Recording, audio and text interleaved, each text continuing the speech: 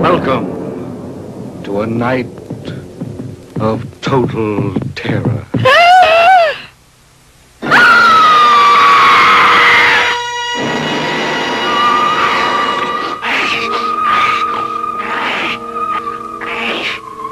Night of the Living Dead.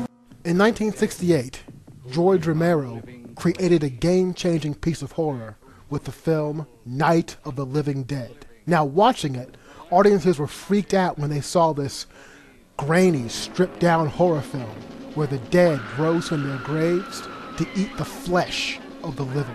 The movie was so popular that it spawned a follow-up film a few years later, Dawn of the Dead. Now, for the follow-up, Romero decided to set this new zombie film in a place that would be even more terrifying than the original. The place he chose was the American shopping mall.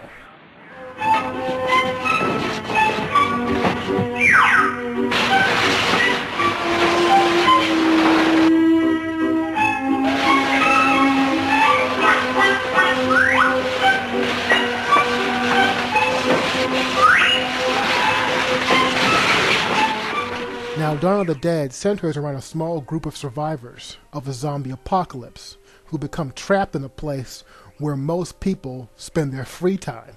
My question is why? Why set a horror film in such a familiar setting?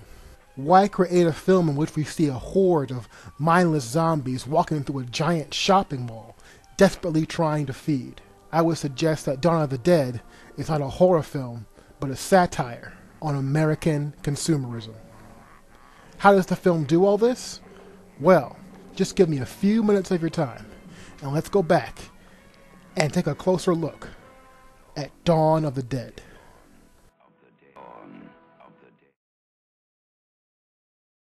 What are they doing? Why did they come here? Some kind of instinct, memory of what they used to do.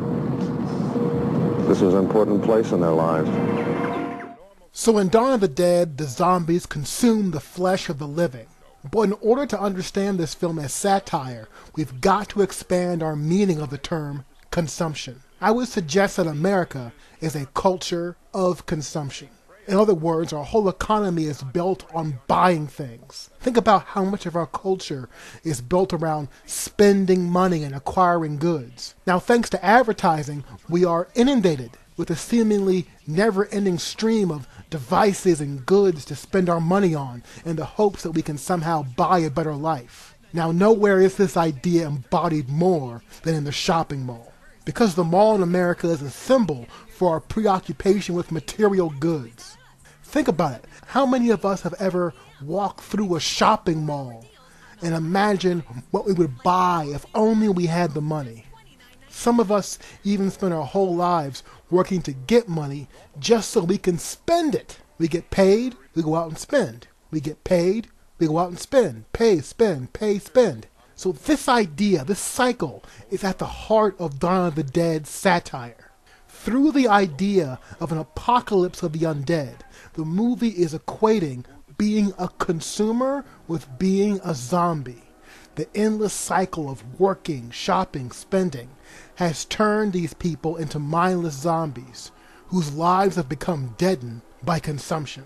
If you want to see the horror of zombie consumerism brought to life, just look at any footage from Black Friday in America and how the eager shoppers resemble Romero's bloodthirsty zombie hordes.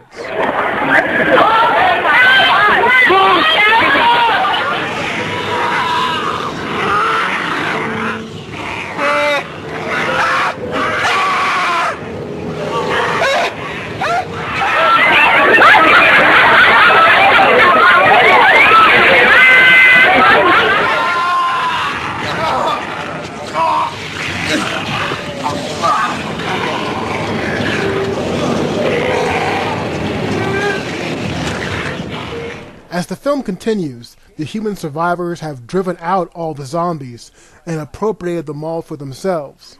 And for a short while, the mall is like a paradise to them, as all the consumer objects and goods that they've craved are now theirs to own.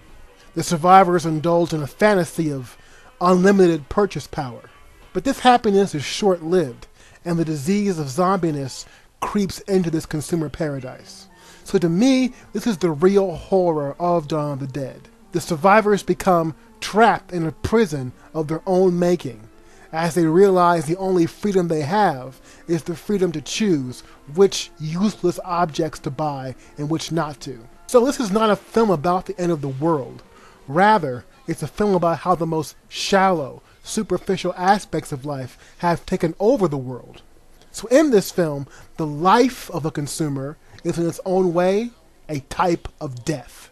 So Dawn of the Dead is a strange and effective film, and it was so well regarded that in 2004 it was even remade, with some of the social commentary was lost though. So if you're looking for an interesting, intelligent horror film, I strongly suggest you seek out the original 1970s Dawn of the Dead. Thanks for listening. Please post comments below, share this video, and subscribe to my channel. And P.S. Happy Holidays. Thank you.